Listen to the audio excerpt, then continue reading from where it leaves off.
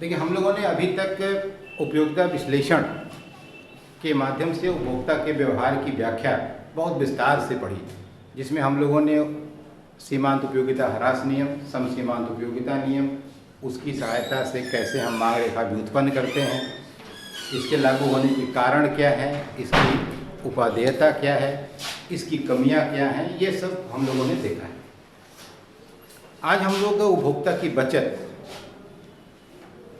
पढ़ेंगे और हमने देखा था कि उपभोक्ता के व्यवहार की व्याख्या हम दो तरीके से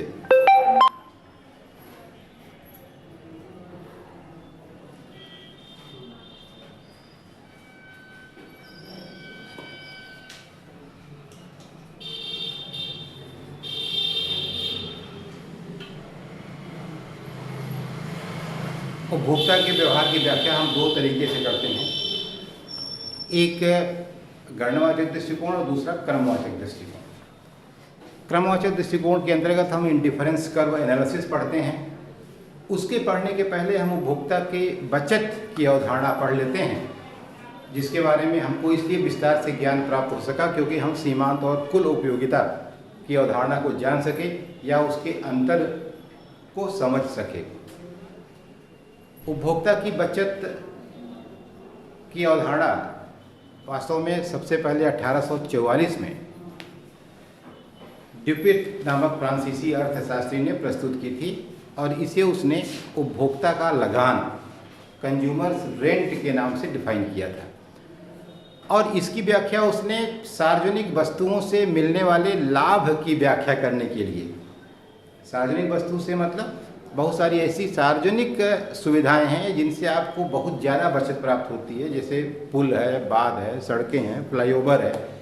इन सब पर जैसे आप देखें, जैसे यही हमारे अगर आप जौनपुर और बनारस रोड पर ये क्रॉसिंग देखें, लाइन बाजार वाली क्रॉसिंग देखें, तो ये क्रॉसिंग जब बंद हो जाती है और आप दोनों तरफ से गाड़ियाँ खड़ी हो जाती हैं, तो आधा घंटा अगर गाड़ी खड़ी रहती है रेलवे लाइन बंद होने की वजह से, तो 1 घंटे आप खड़े रहते हैं उस समय के जाम को खुलने तक का इंतज़ार करने में। तो इस 1.5 घंटे का जो टाइम का नुकसान है, इस 1.5 घंटे तक गाड़ियाँ स्टार्ट हैं तो पेट्रोल का नुकसान है, पेट्रोल के जलने से पर्यावरण को नुकसान है। इसका मतलब कि बहुत तरह का उसमें जो लोग हैं उनके स्वास्थ्य पर उसका बुरा असर है। तो इतनी बड़ी सामाजिक लागत है वहाँ सिर्फ फ्लाईओवर न होने की। यदि फ्लाईओवर बन जाता है, इन केस मान लीजिए, तो फ्लाईओवर बन जाने पर जो लागत आएगी उसकी, उस लागत की तुलना में कई गुना उसमें बचत भी आपको प्राप्त होगी। तमाम पेट्रोल की बचत हो जाएगी, पर्यावरण का नुकसान नहीं होगा, टाइम की बचत हो जाएगी, स्वास्थ्य पर उसका अच्छा प्रभाव पड़ेगा। तो इस तरह के लाभ को मापने के लिए सबसे पहले, इसी तरह से कोई भी चीज़ है जब आप बना देते हैं तो उसकी सामाजिक उपयोगिता बहुत ज़्यादा होती है। तो जितना आप देखते हैं कि जो आपको उतना पाने के लिए आप बहुत कुछ देने को तैयार होते हैं और आपको देना कुछ नहीं है, तो उसमें बचत की उपभोक्ता की बहुत ज़्यादा हो जाती है, क्योंकि उससे आपको कुल उपयोगिता बहुत ज़्यादा मिलती है और आपका वास्तविक भुगतान बहुत कम होता है। तो सबसे पहले ड्यूपिट ने उपभोक्ता के लगान के नाम से उपभोक्ता की बचत की अवधारणा का प्रतिपादन किया था और जिसमें उसने इस तरह की सार्वजनिक सुविधाओं से होने वाले लाभ की व्याख्या की थी। लेकिन मार्शल ने पहली बार प्रिंसिपल्स ऑफ इकोनॉमिक्स में 1890 में इसे कंज्यूमर सरप्लस का नाम दिया, उपभोक्ता की बचत का नाम दिया। लेकिन इसको बोल्डिंग ने क्रेता का अतिरेक, बायर सरप्लस के नाम से परिभाषित किया। और ये सब मिला करके सिर्फ एक बात की व्याख्या करते हैं। जैसे मार्शल के शब्दों में अगर हम कहें, देखिए इसमें लिखा भी हुआ है, आपको पढ़ के सुना देते हैं कि मार्शल ने पेज नंबर 103 पर अपनी किताब के 8वें एडिशन में ये लिखा हुआ है कि according to Marshall, excess of the price which consumer would be willing to pay rather than go without a thing over that which he actually does pay is the economic measure of this surplus satisfaction. It may be called consumer surplus. किसी वस्तु को न खरीदने से, जैसे ऐसा आप अगर या तो न खरीदें या खरीदें, दो ही चीज़ हो सकता है। तो अगर आप न खरीदने के बजाय खरीदने के लिए उसको जितना देने को तैयार होते हैं और जो आप वास्तव में देते हैं उसका जो अंतर है वही आपकी अतिरिक्त संतुष्टि की आर्थिक माप है, और इसे ही हम उपभोक्ता की बचत कह सकते हैं। बात समझ आई? तो अब आप कोई चीज़ खरीदना ही न चाहें तब तो कोई बात ही नहीं है, इसलिए वो कह रहा है कि खरीदना न चाहें ऐसा नहीं है। कोई आपसे पूछे कि आपको इस चाक में कितनी बचत प्राप्त हो रही है तो आप कहते हैं हमको चाक लेने नहीं है, भाड़ में जाए, तो बात खत्म। ऐसा नहीं है। You are willing to purchase, आप खरीदना चाहते हैं, इसमें कोई दो राय नहीं है। ऐसी दशा में किसी वस्तु को खरीदने के लिए जितना आप देने को तैयार हैं और जो आप वास्तव में दे रहे हैं, विलिंगनेस टू पे क्या है और एक्चुअल प्राइस विच यू पे, दोनों का जो अंतर है वह आपके उस अतिरिक्त संतुष्टि की आर्थिक माप है, और उसे ही हम उपभोक्ता की बचत कहते हैं। ठीक है, तो इस तरह से जब हम कंज्यूमर सरप्लस ज्ञात करते हैं तो कंज्यूमर सरप्लस ज्ञात करने के लिए क्या करते हैं कि जो हमें कुल उपयोगिता प्राप्त होती है और कुल जो भुगतान करते हैं उसका अंतर निकाल लेते हैं, उसी को उपभोक्ता की बचत कहते हैं। ठीक है,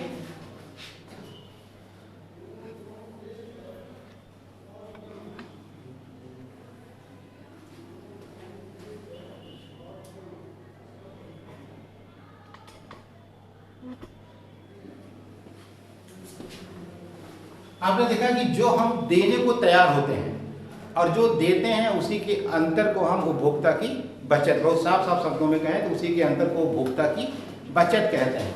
तो अगर हम कंज्यूमर सरप्लस निकालें, कंज्यूमर सरप्लस अगर निकालें तो क्या होगा, सिग्मा ऑफ मार्जिनल यूटिलिटीज, यानी whatever utility you derived from the each and every unit of the commodity that you consume is known as marginal utility. सबको एक साथ जोड़ लीजिए तो क्या हो जाएगी, sigma marginal utility, it will be equal to total utility. किसके बराबर होगी, कुल उपयोगिता के बराबर होगी। तो कुल उपयोगिता में टोटल पेमेंट क्या होगा, price multiplied by number of units consumed. जैसे आपने किसी वस्तु की 10 इकाई खरीदा और उसकी 5 रुपए कीमत है तो कुल कितना भुगतान करेंगे, 50 रुपये। तो कैसे आया, आपने 5 में 10 का गुणा कर दिया तो यह हो जाएगा price into number of units consumed.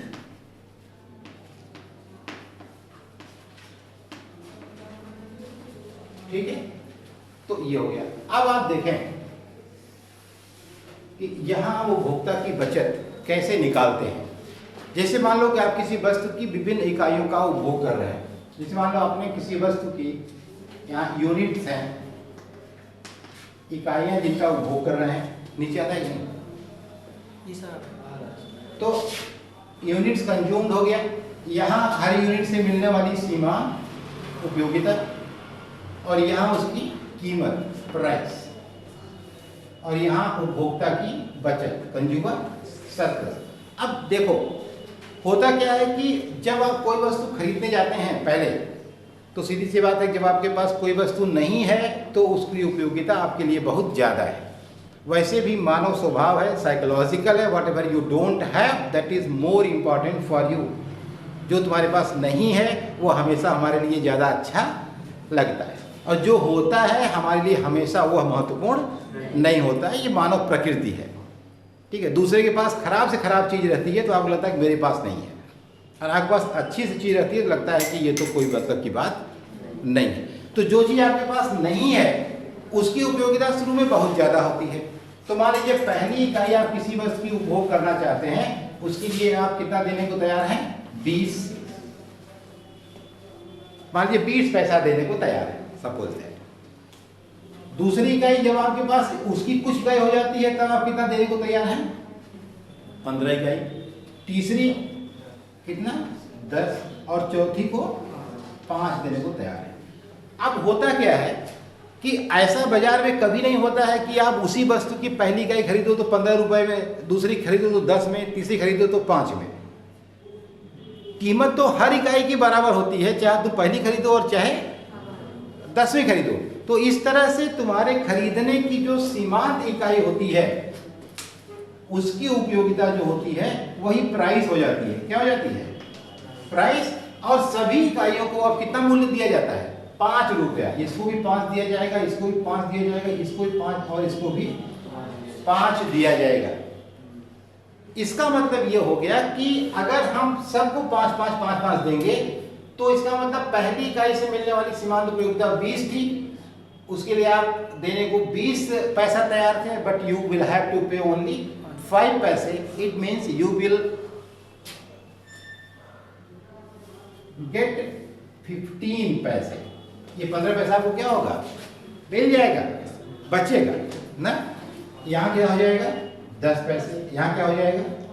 और यहाँ आपको कोई बचत नहीं प्राप्त होगी, क्योंकि जितना आप देने को तैयार हैं उतना ही आप दे रहे हैं। अब आप ध्यान दें, जो कुल उपयोगिता होगी क्या हो जाएगी? सीमांत उपयोगिताओं को जोड़ा गया है। यहाँ क्या किया गया है? जोड़ा गया है। तो 20 10 30 5 35 10 45 5 50 और कुल कीमत टोटल पेमेंट कितना होगा? P into number of units consumed 5 रुपया, और आपने 4 को दिया, 5 गुणे 4 बराबर 20। उपभोक्ता की बचत क्या होगी? दोनों का अंतर। यहाँ क्या हो जाएगा? 30। तो 30 पैसा क्या हो गया? उपभोक्ता की बचत। 50 पैसा आपकी willingness to pay. Actual price that you pay is equal to 20 पैसा। इसका मतलब कि whatever you get as a consumer surplus that will be equal to 30 पैसा। एक बात हमेशा आपको ध्यान रखने की जरूरत है कि यह सिर्फ मनोवैज्ञानिक कैलकुलेशन है। यहां आपको कुछ मिलता उलता नहीं है। इस दिमाग, इस भ्रम में मत रहिएगा कि कोई आपको 30 पैसा लाके दे गया। आपके ही मन का सारा कैलकुलेशन है कि आप देना चाह रहे थे, नहीं देना पड़ रहा है, आप ही का पैसा बच गया। जो आपके पास, आपकी जो वास्तविक पैसा आपकी जेब में है उसमें कोई परिवर्तन नहीं होता। ऐसा नहीं है कि 20 पैसा था और आपको 30 मिल गया, 50 हो गया। 20 था, 20 ही रहेगा। उसी में आपको देना न देना, कम करना ज़्यादा करना, यानी ये सब कैसा कैलकुलेशन है? सिर्फ दिमाग में चलता है, सिर्फ साइकोलॉजिकल है। वास्तव में आपका कोई इसमें मिलना जुलना आपको नहीं है। लेकिन इसलिए बचत है कि आप देने को तो तैयार ही थे। जैसे मान लो आप 3 दोस्त सिनेमा देखने गए और आपने पहले दिन का पहला शो, आपकी प्रेस्टीज है कि आप देखते ही देखते हैं, चाहे जान चली जाए तो कैसे। तो आपने कहा चलो चलते हैं, कितना भी ब्लैक मिलेगा टिकट, 200 रुपये का मिलेगा तब भी खरीद लेंगे। 3 लोग गए हैं, 200 तक देने को तैयार हैं। इसका मतलब क्या हो गया कि आप you are ready to spend 600 rupees. आप मन से कितना खर्च करने को तैयार है? 600। आपकी जेब में 600 है और यही 600 रहेगा, ना 600 बढ़ेगा ना 600 घटेगा। अब लेकिन अगर आप वहां गए और आपको पता चला कि पिक्चर तो 150 में ही मिल गई, तो अब आपका 3 टिकट लेंगे, 450 लगेगा, तो 150 रुपया क्या हो गया? तो आपके दोस्त कहते हैं चलो तुम्हारा 150 बचा है, इसका हम लोग कोल्ड ड्रिंक पियेंगे। बचा क्या है? किसी ने दिया थोड़े, पैसा तो मेरा ही 600 है ना। लेकिन आपको भी साइकोलॉजिकली लगता है हाँ यार चलो, वैसे तो खर्च हो ही जाता, अब बचा ही है। तो हमको फील तो बचे होने का होता है, लेकिन ऐसा नहीं है कि आपको कुछ एडिशनल कहीं से प्राप्त होता है। तो कंज्यूमर सरप्लस में ये बात है कि हमारा साइकोलॉजिकल कैलकुलेशन है। हम अपने दिमाग में ही खर्च भी करना चाहते हैं, दिमाग में ही बचाते भी हैं, लेकिन हमारी जेब का वास्तव में पैसा घटता बढ़ता 600 था, 600 ही रहेगा, वो 750 नहीं हो जाएगा। लेकिन उसमें चूंकि हम अगर मान लो 200 मिल गया होता तब फिर क्या होता? 600 खत्म हो जाता। लेकिन ऐसा नहीं हुआ, तो 150 तो बचा ही बचा। तो है भले मनोवैज्ञानिक कैलकुलेशन, लेकिन इसका सुख भौतिक रूप में भी आपको प्राप्त होता है। अरे आप ये देखें, इतना ज़्यादा असर होता है दिमाग पर बाजार की तमाम बातों का। अभी आप देखें कहीं जा रहे हों, बिना मन के आपको बिल्कुल दिमाग में नहीं है कि कुछ खरीदना है, लेकिन अगर अनायास दिख गया बाहर 30% छूट, आपको लगता है फ्री में बट रहा है ना। अब भले वो 100 रुपए का सामान 200 रुपए में करके 30% छूट कर दिया हो, लेकिन आपकी साइकोलॉजी में क्या हो जाता है? अच्छा 30%, चलो चलो देख लेते हैं जरा 30% के। पक्का सब लोग घुस जाते हैं उसमें, एक पर एक मुफ्त। भले वो दोनों मिला करके वो आधे दाम का हो जितना आपसे ले रहा है, लेकिन आपको क्या लगता है एक पर एक मुफ्त। तो ये साइकोलॉजी है मुफ्त में खाने की, छूट में लेने की, ये मानव स्वभाव होता है, इसलिए लूट भी जाता है ज़्यादा लालच के चक्कर में, ठीक है। जबकि ये एक सामान्य सी थियरी है कि कोई भी इस दुनिया में ऐसा व्यक्ति नहीं पैदा हुआ जो अपने घर से चवन्नी आपको दे। इसलिए बहुत ज़्यादा छूट के चक्कर में, मुफ्त के चक्कर में, एक पर एक के चक्कर में बेवकूफ़ी में नहीं पड़ना चाहिए। ये ऐसा हो नहीं सकता कि वो अपनी लागत में से आपको चवन्नी दे दे, कि देगा, तब फिर क्या बेवकूफ़ी बिना मतलब दौड़ने का, एक पर एक छूट, 30% छूट, 50%, 70% छूट। अरे तो बेची क्यों रहो, वैसे बांट दो। अगर सही में 70% छूट देना है तो फिर इसको बेचने की क्या जरूरत है, फिर वैसे ही बांट दो ना फ्री में ले जाके गरीबों को। इसलिए सब फालतू की बात है, कोई मतलब नहीं होता है। हाँ, वो पॉलिसी जैसे होती है कि आपको इंस्टॉलमेंट की सुविधा मिल जाए या आपको आफ्टर सेल सर्विस की बेहतर सुविधा मिल जाए, ये सब तो मार्केटिंग के रूल्स हैं, उनमें कोई बुराई नहीं है। कोई आदमी आपको इंस्टॉलमेंट भी दे सकता है, इंटरेस्ट फ्री भी दे सकता है, इसलिए कि 3 महीने दुकान में पड़ा रहेगा, इससे अच्छा तो आप ही के पास जाए, कम से कम बिक जाएगा। तभी तो कोई फ़ायदा नहीं है ना। अगर 3 महीने कोई सामान डंप है और आपने कहा सर हम 3 महीने पैसा दे देंगे, तो बेहतर क्या है कि बेहतर है कि उसको दे दिया जाए, भाई सामान बिक जाए, पैसा मिल जाएगा 3 महीने में। 3 महीने बाद क्या गारंटी कि सामान बिकेगा ही, नहीं भी बिक सकता है। तो कुल मिलाकर के ये उपभोक्ता की बचत है। और इसको अगर हम इस फिगर को या टेबल को अगर हम चित्र के माध्यम से व्यक्त करते हैं तो आप इसको मिलाते हैं क्या, हाँ उसमें तो आ ही गया होगा काम का। अब देखो इसको अगर हम चित्र में व्यक्त करते हैं, मिलाने से जरूरी है कि ये इसकी सीमा रेखा है, इसके बाहर लिख नहीं सकते।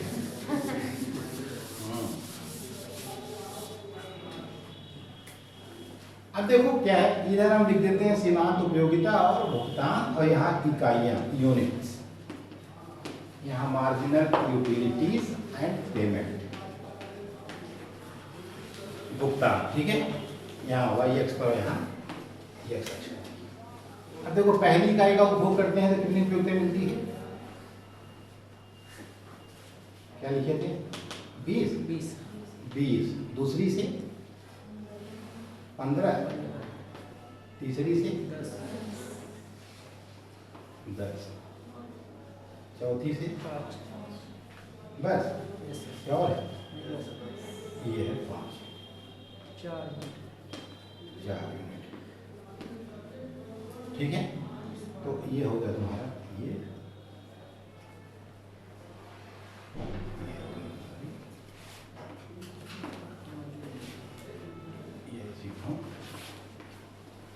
ये तुमने पीछे पढ़ा है कि इसी को हम सीमांत उपयोगिता कहते हैं, रेखा कहते हैं, इसी को मांग रेखा भी कहते हैं।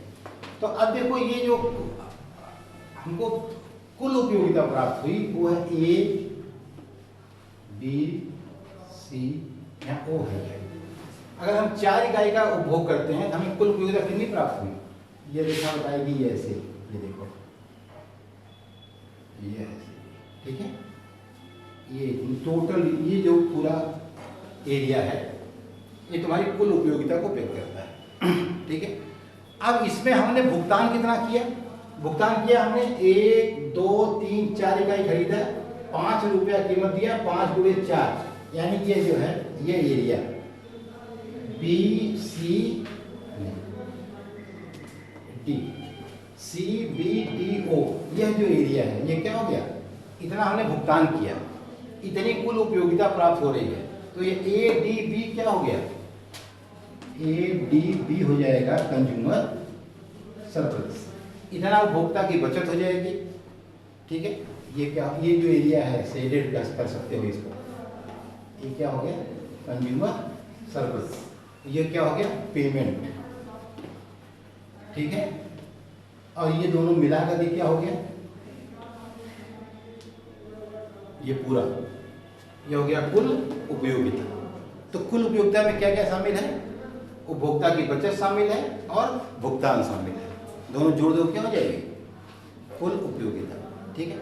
यह इस तरह से हम उपभोक्ता की बचत की व्याख्या तब करते हैं जब यह मानते हैं कि डिस्क्रीट कंजम्पशन है, मतलब ये कि जो वस्तु आप उपभोग कर रहे हैं उसको छोटी से छोटी इकाई में आप तोड़ सकते हैं, वो डिविजिबल है, वैसे भी उपभोक्ता की बचत की पूरी व्याख्या यह मानकर की जाती है कि उपभोग की जाने वाली वस्तु स्वतंत्र है, अर्थात उसकी कोई स्थानापन्न वस्तु उपलब्ध नहीं है, उसे छोटी छोटी इकाई में विभाजित किया जा सकता है, उपभोक्ता की आय, रुचि, फैशन आदि में कोई परिवर्तन नहीं होता है, मुद्रा की सीमांत उपयोगिता स्थिर रहती है। ये सारी मान्यताएं स्वीकार करने के बाद ही हम इसकी व्याख्या करते हैं। लेकिन यदि वस्तु ऐसी है जिसे हम छोटी छोटी इकाइयों में नहीं तोड़ सकते, बहुत सारी वस्तुएं हैं जिनको हम टुकड़े में इस्तेमाल नहीं कर सकते, उसे आपको पूरा पूरा ही इस्तेमाल करना है, चाहे छोटी से छोटी उपयोगिता हो चाहे बड़ी से बड़ी। जैसे आपने एक बकरी खरीदा, बकरी के लिए चारा आपको काटना है, तो बकरी के लिए चारा काटना हो चाहे तबेले के लिए चारा काटना हो, चारा मशीन पूरी पूरी ही खरीदनी पड़ेगी।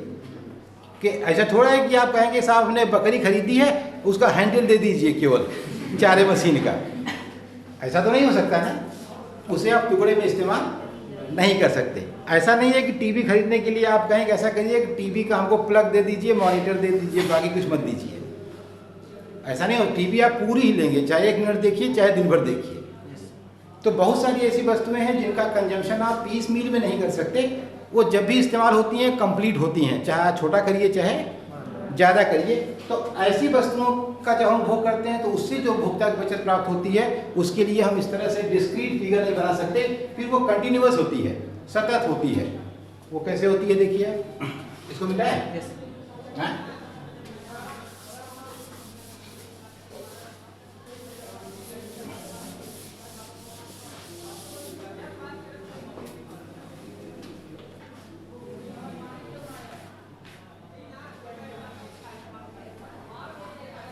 अब बिल्कुल वैसे ही क्या करते हैं, हमको ऐसे बना देते हैं। यहाँ जो मांग रेखा होती है वो कंटिन्यूअस होती है। अब यहाँ होगा ये 4 इकाई का उपभोग है, ये 20 है, ए, बी, सी और डी, बिल्कुल वैसे ही सब कुछ रहेगा। तो अब ये तुम्हारा पेमेंट हो गया, ये तुम्हारा कंज्यूमर सरप्लस हो गया, ठीक है। और ये पूरा क्या हो गया, ये पूरी टोटल उपयोगिता हो गई, ये टोटल यूटिलिटी हो गई, ठीक है। ये क्या हो गया, कंज्यूमर सरप्लस हो गया। इसको ऐसे बना के लिख सकते हो तुम चाहो तो, कंज्यूमर सरप्लस। ये क्या हो गया,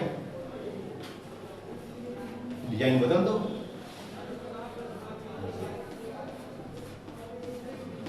पेमेंट हो गया। अगर अलग थोड़ा फैसला लिखना चाहो तो ठीक। तो ये तुम्हारा जो है कंप्लीट कंज्यूमर सरप्लस की विचारधारा है। ये अब इसकी व्याख्या जब मुद्रा की सीमांत उपयोगिता स्थिर रहे, जब मुद्रा की सीमांत उपयोगिता परिवर्तनशील हो जाए, ठीक है, या इंडिफरेंस करों के माध्यम से, Marshallian consumer surplus, Hicksian consumer surplus, Hicks की 4 अवधारणाएं, ये सारी बातें हम लोग लेकिन तब पढ़ पाएंगे जब हम इंडिफरेंस करो पढ़ लेंगे। इसलिए अब हम पहले इंडिफरेंस करो पढ़ेंगे, फिर हम इसके आगे का कंज्यूमर सरप्लस का पार्ट पढ़ेंगे। ये इसको यहीं हम समाप्त करते हैं। इंडिफरेंस कर हम लोग कल पढ़ेंगे, जब कल शुरू करेंगे तब फिर, ठीक है। चलो, थैंक यू।